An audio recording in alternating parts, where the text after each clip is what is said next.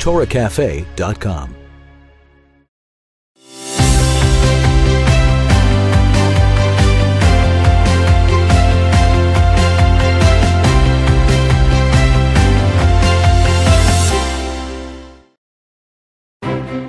Please welcome the Executive Director of Chabad of Belgravia, London, and best-selling author, Rabbi Mendel Kalmenson.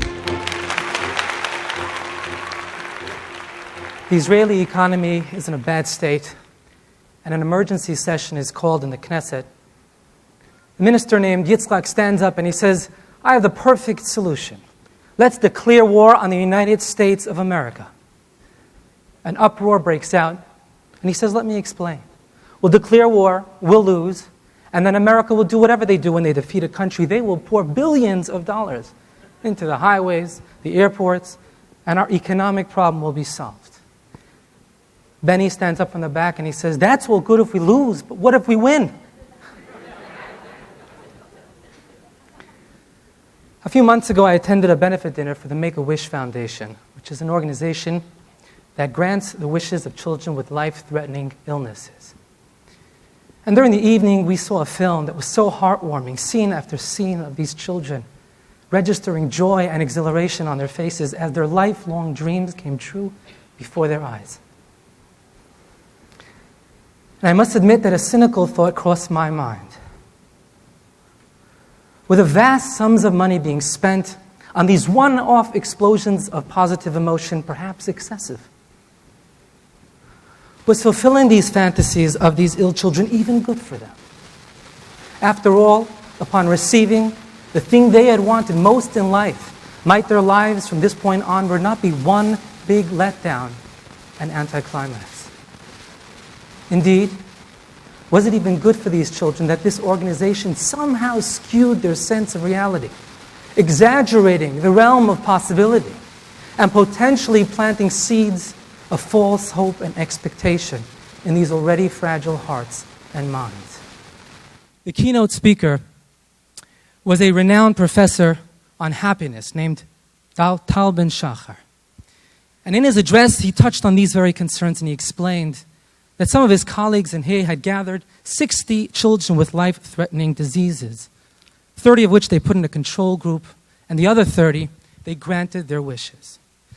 And the results were astounding. Every single one of those 30 gratified participants had undergone a dramatic and remarkable physical and psychological improvement, many of them overcoming their illnesses. And he explained the science behind this. He says, "We believe it's down to the fact that those 30 gratified participants had exercised a muscle that they had never exercised prior, the muscle of impossibility." You see, in life we tend to separate our dreams and desires into two categories. One, those we deem possible. The other, those we deem impossible.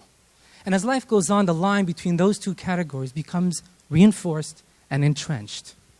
And so imagine the dramatic shift that goes on in the mind of a child when suddenly one morning Michael Jordan shows up at his doorstep. Suddenly something that had previously been deemed impossible has been proven possible. And then this child thinks to himself, well, why can't I apply that to my medical condition? And it is this paradigm shift, where the lines blur, that helps fuel the faith and fortitude and eventually the healing of these children.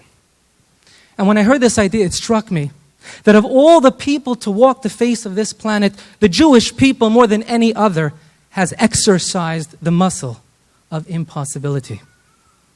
As so many eloquent historians have articulated, in one way or another, Jewish existence and survival is nothing short of miraculous.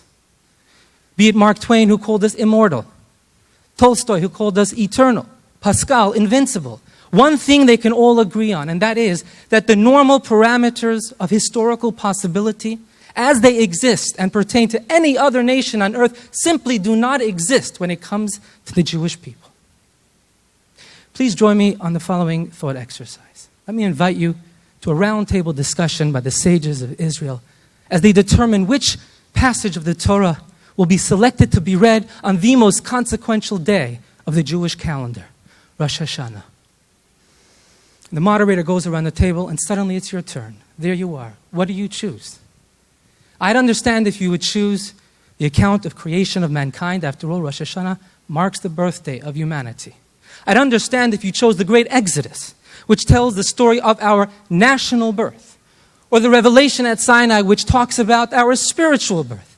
And yet the rabbis, in their infinite wisdom, seem to have chosen a passage that tells an irrelevant and dated story of an old woman who lived a childless life for much of her life and then had a baby at age 90. And for the second day's reading, they chose the terrifying story of how that little baby born to that old woman nearly lost his life atop an altar. Am I missing something? And I've come to appreciate that this narrative ironically gains relevance in time because that little baby was the first child to be born Jewish and thus comes to represent the genesis and the survival of the Jewish people and its history in its entirety. We can just imagine Sarah sitting in the hospital ward, nervously wringing her hands when the fertility experts come in and they say with somber faces, "Sarah, we regret to inform you that you will never have a child. Take the dream of bringing life out of the basket of possibility and place it into the dustbin of impossibility." But then, like the unexpected punchline of a joke, Yitzchak is born within a year and he is appropriately named Laughter, in a nod both to his birth and to the future existence of his progeny. And on the second day, we read the story that teaches us that should that people be figuratively bound to an altar, with the blade pressing against their neck, they must never despair, because salvation can come in the blink of an eye. And it is this message that nothing is impossible that was embossed on the currency of the coinage used by some of our greatest ancestors. The Talmud teaches that Avram minted his own coin. On the one side, an old woman and man. On the other, youth and a maiden, to represent the miraculous birth of his son Yitzchak. King David had his own coins. On one side, the image of a satchel and shepherd's staff. On the other, of a throne, representing his personal life transformation, being elevated from an excommunicated, despised shepherd boy to become the great king of Israel, about whom we sing till this very day, David Melech Yisrael Chai V'Kayam. Fast forward and we come to Mordechai. On the coins that he had, one side featured ash and sackcloth, symbols of mourning. On the other, a golden crown representing the complete and utter transformation represented by the story of Purim, Vina HaPechu. A fascinating historical note about the Baal Shem Tov. He would sign his name Yisrael not from Tlust, which is the town in Galicia where he was born, but rather Yisrael from Okap, which is Russian for the trenches, after the life circumstances into which he was born. Because Tlust at one point had been a walled city, but those walls were destroyed, and in their place, trenches were left behind.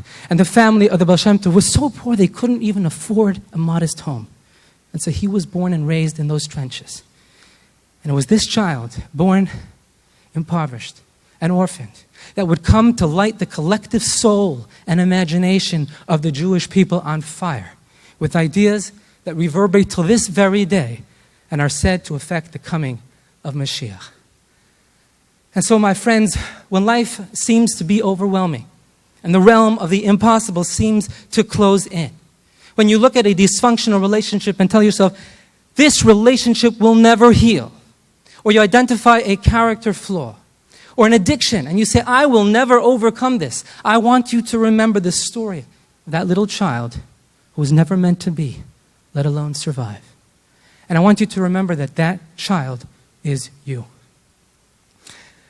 And when you get a sense that Israel hatred or anti-Semitism is the new normal, I want you to remember that Jewish people are not the joke of history. We are its punchline.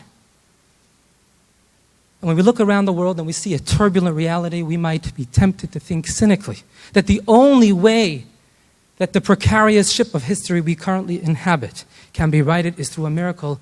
I want you to remember those powerful words attributed to Ben Gurion, who said that a Jew who does not believe in miracles is not a realist. Thank you.